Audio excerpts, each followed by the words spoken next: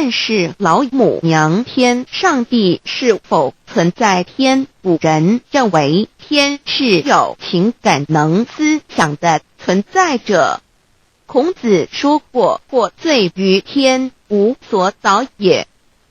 所作所为得罪了上天，有违天理，那么祈祷再多也是没有用的。予所否者，天厌之，做了违背良心的事情，上天就会唾弃我为乎？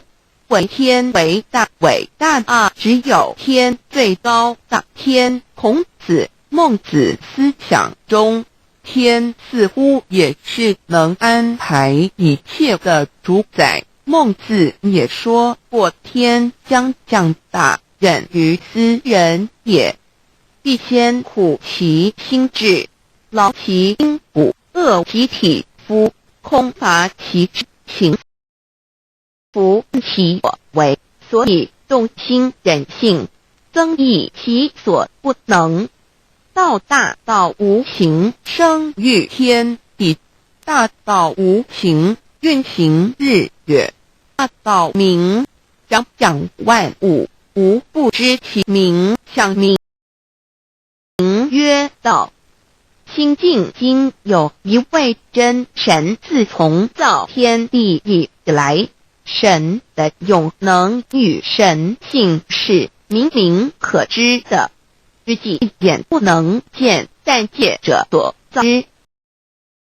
有可以晓得，叫人无可推诿。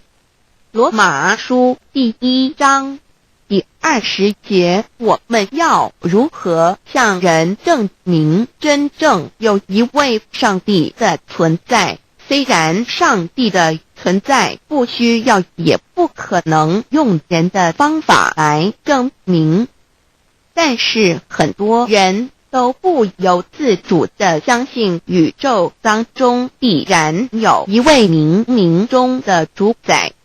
在我们生活经验中，当我们尽了所有的努力，常常会带着期望说谋事在人，成事在天，生死有命，富贵在天。